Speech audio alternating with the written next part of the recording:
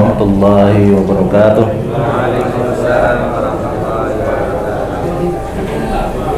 Alhamdulillahirabbil alamin. Wassalatu wassalamu ala asrofil anbiya wal mursalin sayyidina Muhammadin wa ala alihi wa sahbihi ajmain. Rabbi shrah li sadri wa yassir li amri wa hlul 'uqdatam min lisani yafqahu qawli. Amma ba'd. Ibu bapak sekalian dan orang mahasiswane ya. Udah ngerti gitu ya. Iki lho masih S3 no. Alhamdulillah. Oh ya, ada mahasiswa S3 di sini ya. Alhamdulillah rabbil alamin. Segala puji kehadirat Allah Subhanahu wa taala atas segala nikmat dan karunia-Nya. Alhamdulillah kita sudah, saya sampai lupa sekarang tuh hari keberapa ya untuk Ramadan ya. Hari berapa? 12 ya.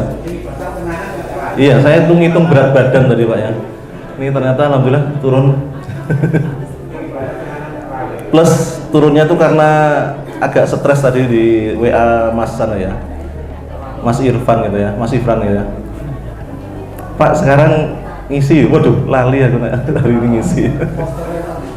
Posternya tekan ganti-ganti sing arep ngisi malah ra ngerti.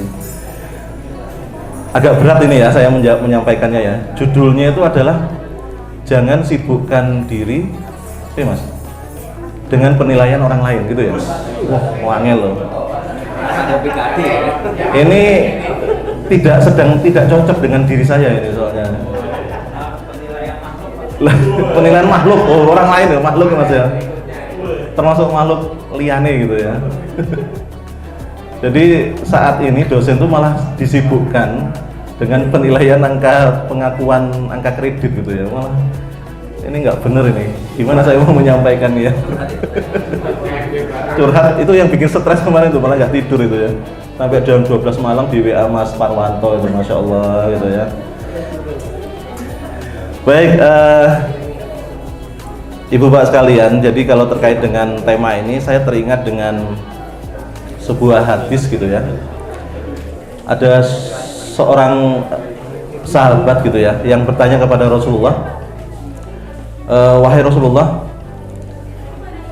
saya beribadah sering beribadah dengan niat untuk mendapatkan ridho dari Allah gitu ya. Tapi kadang-kadang saya beribadah karena orang lain gitu. Kira-kira apa jawaban Rasulullah? Ternyata Rasulullah itu kemudian diam gitu ya. Ya ini agak kuculuk juga nih apa namanya yang bertanya ini ya. Oh sudah sahabat Rasulullah kok yang masih begitu gitu kan ya.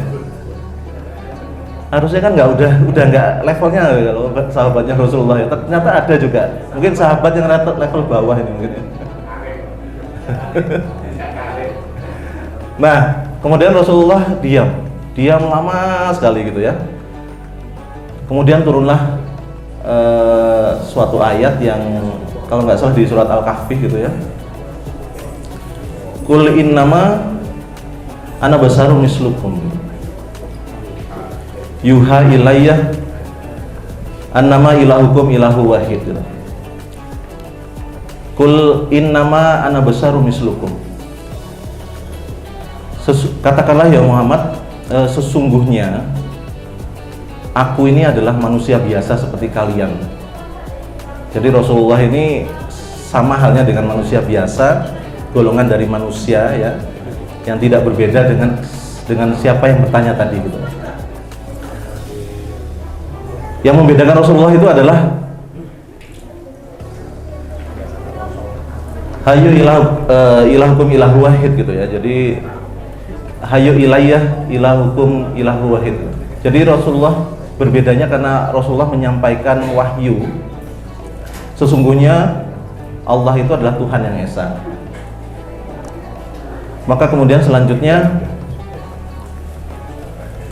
faman kana yarju liqa'a rabbih fal ya'mal amalan solihan gitu ya. Itu yang pertama ya. Wala yusrik bi ibadihi rabbihi ahada. Jadi orang yang ingin dekat dengan Allah gitu ya, maka yang pertama berbuatlah amal soleh. Faman ya'mal amalan solihan gitu ya, amalan solihan wala yusrik, dan janganlah menyekutukan Allah bi ibadihi ya, dengan ibadahnya, bi ibadi rabbihi gitu ya, ibadah kepada Allah yang ahad tadi gitu ya. Jadi Allah tuh cemburu nih ceritanya nih ya. Jadi Allah ini cemburu ketika ada seorang hamba yang kemudian dia melaksanakan ibadah apapun, kemudian niatnya bukan karena Allah, tapi karena orang lain atau makhluk lain gitu. Nah inilah hikmah dari ayat ini ya. Jadi ayat ini turun karena ada pertanyaan dari sahabat yang kemudian Rasulullah nggak bisa menjawabnya gitu ya. Bukan tidak bisa menjawabnya, diam gitu ya. Tapi kemudian Allah akan memberikan petunjuk melalui surat Al-Kahfi ini, kalau nggak salah di ayat 110. Nah ibu bapak sekalian, jadi wa khalaqtul jinna wal insa illa liya'budun gitu. Jadi manusia itu dan jin itu hanya diciptakan oleh Allah hanya untuk beribadah. Ketika ibadahnya itu bukan karena Allah gitu ya, maka tentu saja yang menciptakan ini tentu saja akan tersinggung gitu. Efeknya apa? Kalau seorang yang beramal tanpa diniatkan kepada Allah, maka amalnya akan menjadi sia-sia. Ya kan? Sayang loh ibu bapak sekalian ya. Sholatnya wis jungkat-jungkit tapi bukan karena Allah gitu ya, maka akhirnya tidak ada amal apapun yang diridhoi oleh Allah Subhanahu wa taala.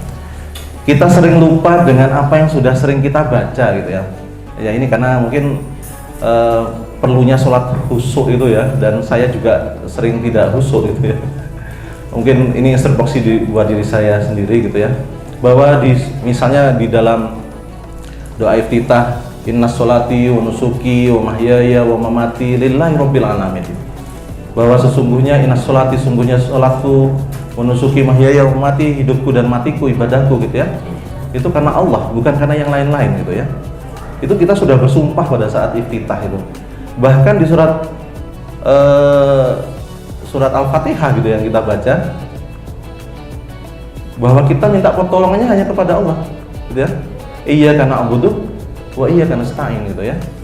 Jadi kita sudah mengikrarkan diri kita sebenarnya. Mungkin ya ini karena mungkin sekedar dibaca tapi tidak kemudian diresapi gitu ya. Itu akhirnya ketika kita mendapatkan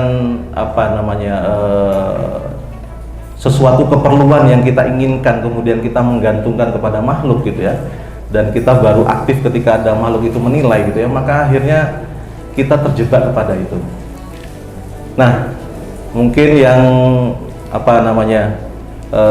bekerja gitu ya, kemudian YouTubean gitu ya YouTubean, tiba-tiba Pak Rianto dan Pak Udin lewat di depannya, itu langsung jadi Excel gitu YouTube-nya gitu ya jadi berubah gitu ya.